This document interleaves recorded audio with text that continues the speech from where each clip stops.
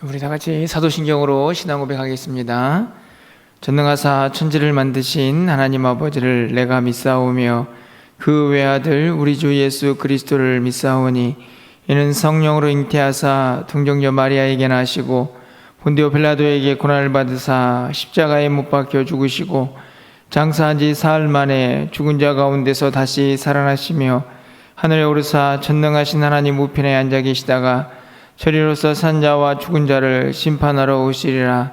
성령을 믿사오며 거룩한 공회와 성도가 서로 교통하는 것과 죄를 사하여 주시는 것과 몸이 다시 사는 것과 영원히 사는 것을 믿사옵나이다. 아멘. 우리 찬송가 279장 찬양드리겠습니다.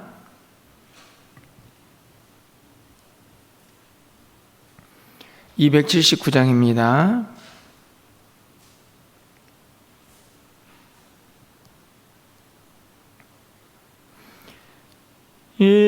인내하신 것에 주여 내가 비오니 죄인오라 하실 때에 날 부르소서. 주여 주여 내가 비오니 죄인 오라 하실 때에 날 부르소서. 자비하신 보좌 앞에 엎드려 자복하고 회개하니 믿음 주소서. 주여 주여 내가 비오니 죄인 오라 하실 때에 날 부르소서.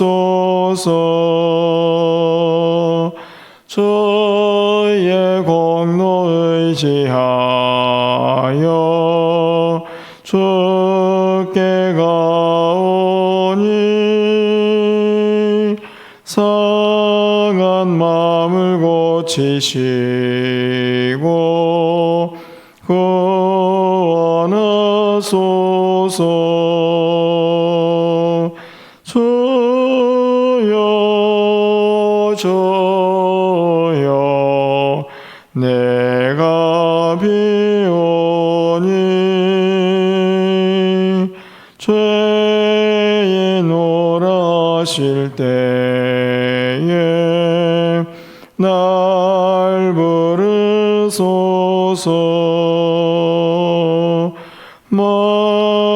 만복괴로운 우리 주여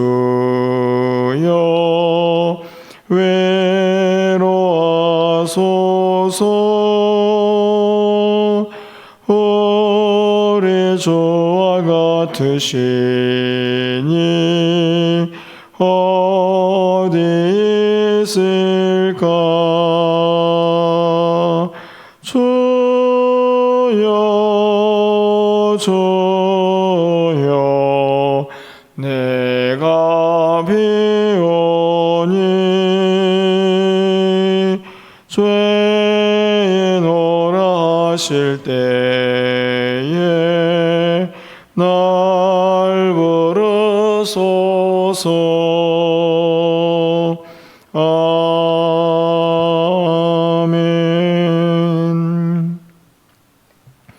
오늘 하나님 말씀은 이사야 59장입니다. 1절에서 8절까지의 말씀을 교독하겠습니다. 이사야 59장 1절에서 8절까지 말씀입니다. 구약성경 1039쪽에 있습니다.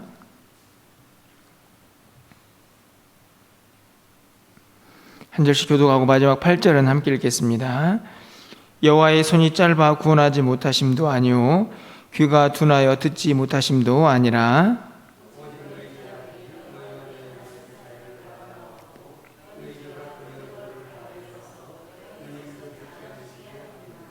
이는 너희 손이 피해 너희 손가락이 죄악에 더러워졌으며 너희 입술은 거짓을 말하며 너희 혀는 악독을 내밀어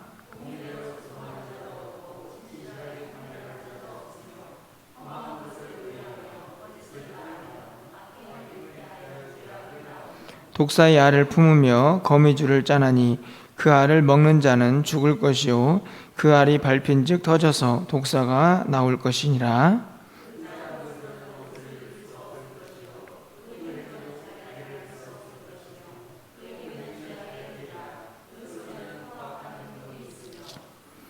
그 발은 행악하기에 빠르고 무죄한 피를 흘리기에 신속하며 그 생각은 악한 생각이라 황폐와 파멸이 그 길에 있으며 그들의 평강의 길을 알지 못하며 그들이 행하는 곳에는 정의가 없으며 굽은 길을 스스로 만드나니 무릇 이 길을 밟는 자는 평강을 알지 못하느니라.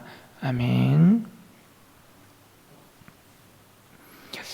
사랑이라는 단어가 있는데요. 그 단어의 또 다른 표현은 용서가 아닌가 생각이 듭니다. 용서라는 말은 결국 그 사람에게 한 번 더 기회가 주어지는 것이고 또 그것을 통해서 관계가 다시 회복될 수 있는 가능성이 열려지게 되기 때문입니다.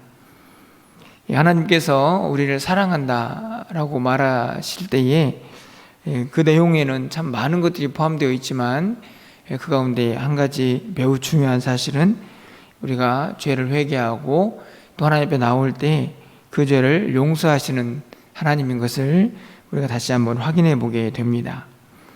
오늘 이사야 59장에 있는 우리가 읽은 전반부의 내용이 아마도 그 내용들을 잘 기록하고 있지 않나 생각이 드는데요.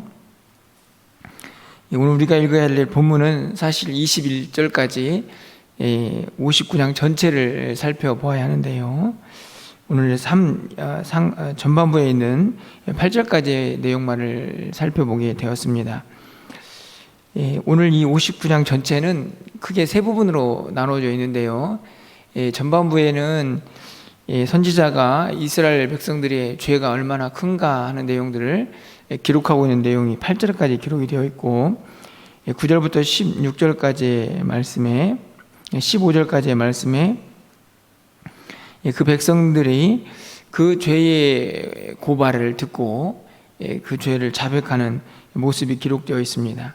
그리고 그 이후에 끝부분까지 하나님께서 그 죄를 용서하시는 장면이 기록이 되어 있는데요. 오늘 본문에 있는 말씀을 보면 1절에 이렇게 기록이 되어 있습니다. 여호와의 손이 짧아 구원하지 못하심이 아니요 귀가 둔하여 듣지 못하심도 아니라. 어찌 보면 이스라엘 백성들의 현재의 상태라고 말할 수가 있겠습니다. 그들이 힘들고 어려운 상황 속에 있을 때에 문득 들게 되는 생각이죠. 왜 하나님은 우리를 구원하지 않으시지? 분명히 하나님 우리를 사랑하시는데 하나님은 왜 우리의 기도를 듣지 않으시지? 늘 듣는다고 말씀을 하셨는데 이런 생각이 충분히 들 수 있는 상황에 놓여져 있는 것입니다. 사실은 이런 생각은 우리도 가끔씩 하게 되죠. 우리가 이렇게 힘든데 왜 하나님은 우리를 건져주시지 않나? 왜 우리를 구원하시지 않나? 우리가 이렇게 간절히 외치는데 하나님은 왜 우리의 기도를 듣지 않으시나 하는 생각을 사실 우리도 종종 하면서 신앙생활을 하게 됩니다. 물론 거기에는 여러 가지 이유가 있겠지만 오늘 이스라엘 백성들이 처한 상황 속에서 하나님께서 분명하게 말씀하시고 있는 내용은 무엇입니까? 2절 말씀을 좀 다시 가서 보시면 오직 너희의 죄악이 너희와 너희 하나님 사이를 갈라놓았고 너희 죄가 그의 얼굴을 가리어서 너희에게서 듣지 아니하시게 함이니라. 2절 말씀을 보면 하나님께서 구원하지 않으시고 하나님께서 그들의 기도를 듣지 않으신 것처럼 느껴지는 그 상황은 2절에 있는 말씀에서 죄 때문이다 라고 분명하게 우리에게 가르쳐주고 있습니다.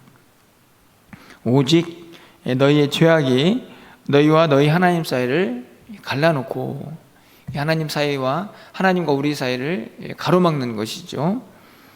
그리고 그분의 얼굴을 돌려서 마치 어떤 기도도 듣지 않는 상황에 놓여져 있는 그 이유가 죄 때문이다라는 사실을 확인을 하고 있습니다.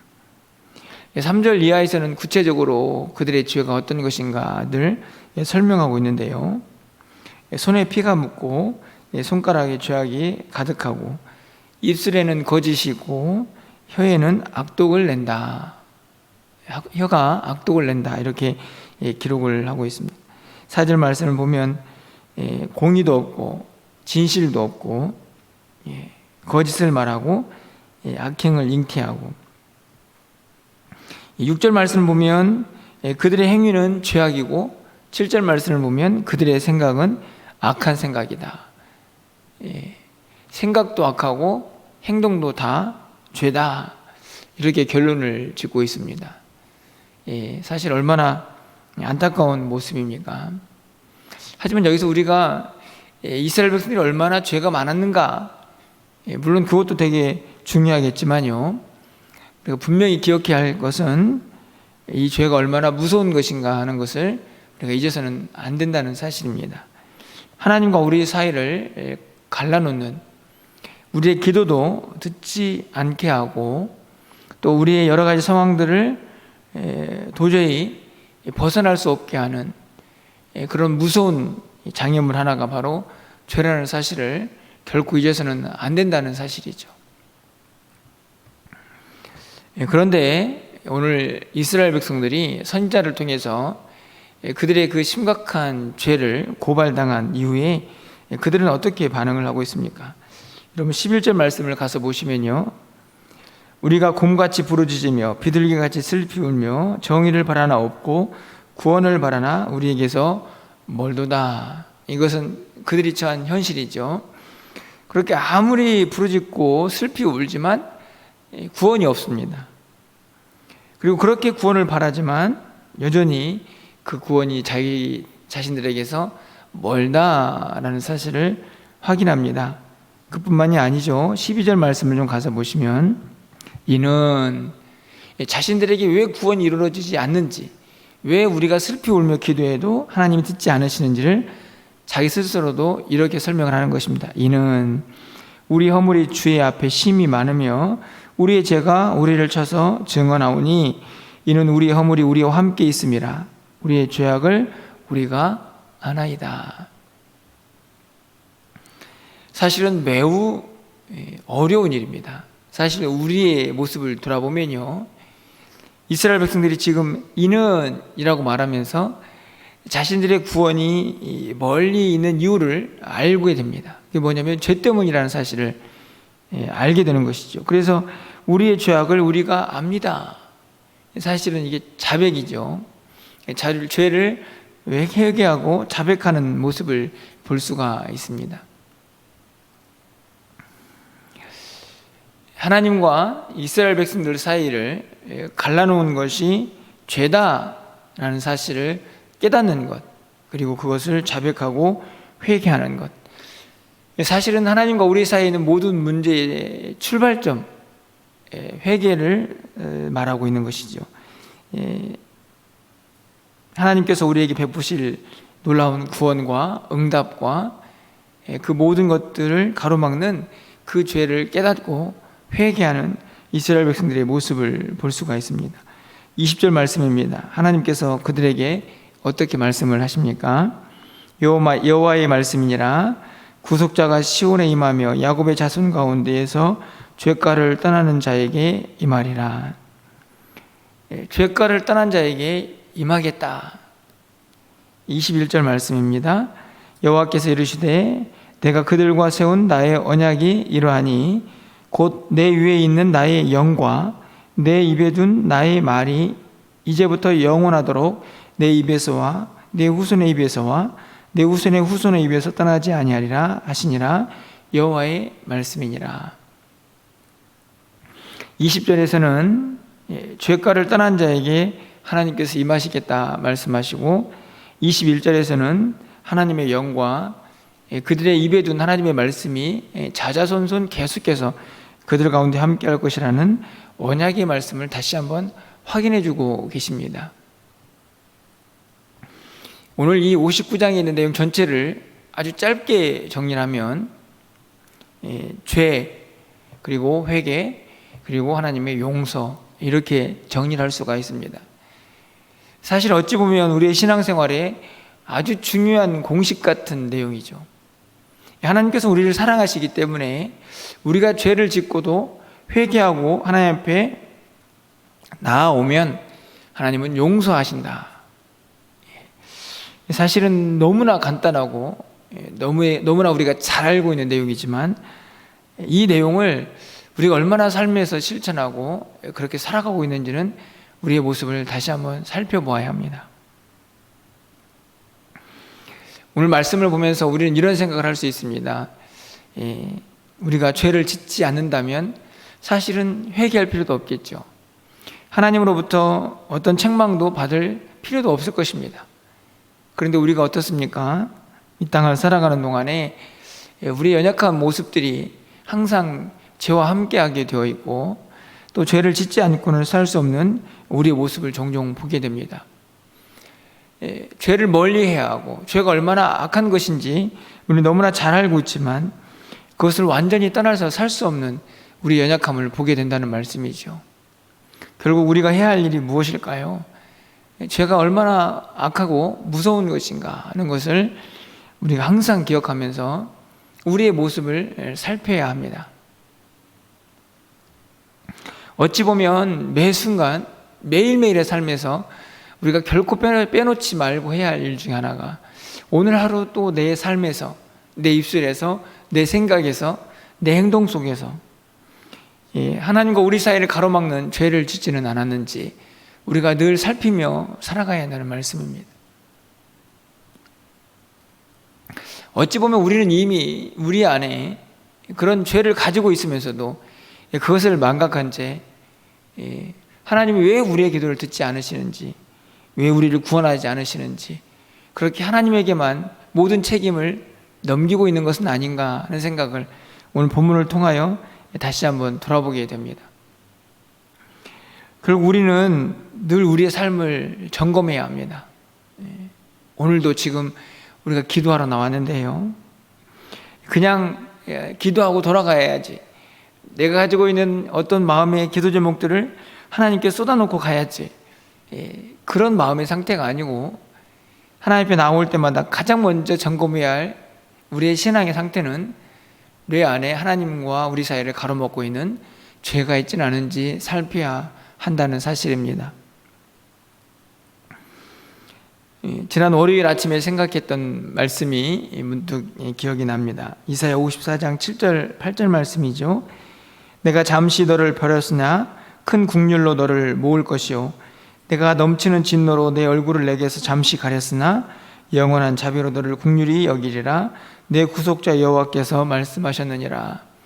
여기 보면 잠시라는 단어가 등장을 했었습니다. 잠시 버렸고 잠시 하나님께서 얼굴을 돌리셨죠.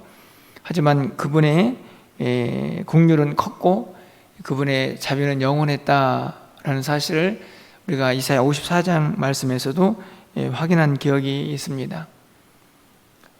잠시 우리를 떠나고 우리를 잊어버릴 수는 있지만 하나님의 자비와 긍휼은 영원하고 크다는 사실을 우리가 항상 기억해야 합니다. 그러기 위해서는 무엇을 해야 합니까? 반드시 우리의 죄를 발견하고 그것을 깨닫고 자백하며 하나님께 회개하는 우리의 모습을 간직해야 한다는 사실을 오늘 본문이 우리에게 다시 한번 가르쳐주고 있습니다. 오늘 거룩한 주일입니다.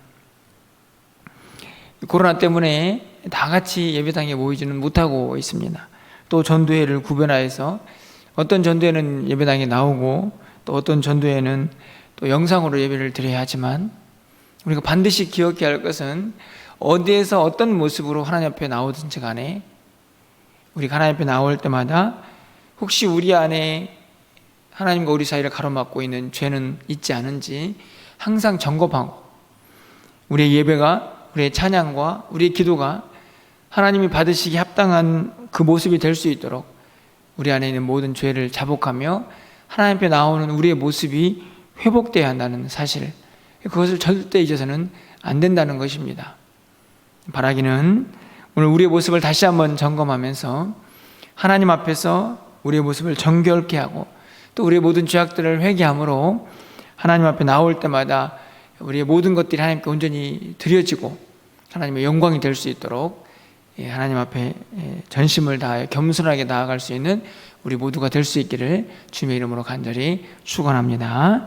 기도하겠습니다.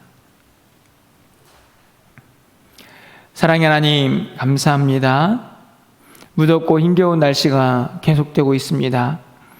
하지만 이 날씨 속에서 그냥 힘들고 어렵다고 그렇게 우리의 상황에 우리의 모든 것들을 맡기고 살아가는 우리가 아니라, 가장 먼저 너무나 중요한 우리의 매일매일의 삶을, 매 순간에 우리의 모습을 돌아보면서 혹시나 우리 안에 하나님과 우리의 사이를 가로막고 있는 죄가 있지는 않은지 늘 점검하고 살필 수 있는 우리 모두가 되게 하여 주시옵소서. 오늘도 주님 앞에 나와서 기도합니다. 오늘도 거룩한 주일 하나님 앞에 나와서 예배합니다. 하나님, 하지만 우리 안에 우리와 하나님 사이를 가로막고 있는 죄가 있지 않은지 다시 한번 겸손하게 살필 수 있도록 주께서 인도하여 주시고, 그 죄가 보이거든 하나님 앞에 회개하며 자백하며 하나님의 용서를 구할 수 있는 우리 모두가 되게 하여 주시옵소서. 우리의 모든 기도가 하나님 앞에 상달되기를 원합니다. 우리의 모든 찬양과 또 우리의 모든 예배가 하나님 앞에 상달되기를 원하오니 주여 우리를 용서하여 주시고 하나님의 거룩한 백성으로 우리의 삶을 회복할 수 있도록 주께서 도우시고 인도하여 주시옵소서. 무더운 날씨 속에서 사랑하는 성도들 건강도 지켜주시고 저들의 모든 기도가 하늘에 다 상달되어서 위대하신 하나님의 긍휼과 자비를 경험하며 살아갈 수 있는 우리 모두가 되게 하여 주시옵소서. 늘 저들의 삶에 평강과 기쁨이 넘쳐나게 하시고 저들의 모든 삶의 계획 속에 하나님의 세밀하신 섭리와 역사가 늘 함께 할 수 있도록 주께서 도우시고 인도하여 주시옵소서. 오늘도 거룩한 주일을 구별해 주셨사오니 우리가 교회에서 예배를 드리든 또 가정에서 예배를 드리든 하나님 겸손한 마음으로 주 앞에 나오게 하시고 우리의 모든 예배가 하나님의 기쁨이 될 수 있도록 주께서 역사하여 주시옵소서. 오늘도 우리의 모든 예배를 기쁘게 받아주시고 또 오늘 우리의 모든 한날의 삶을 하나님께서 붙잡아 주시기를 간절히 소망하옵고 예수 그리스도의 이름으로 축복하며 기도합나이다. 아멘.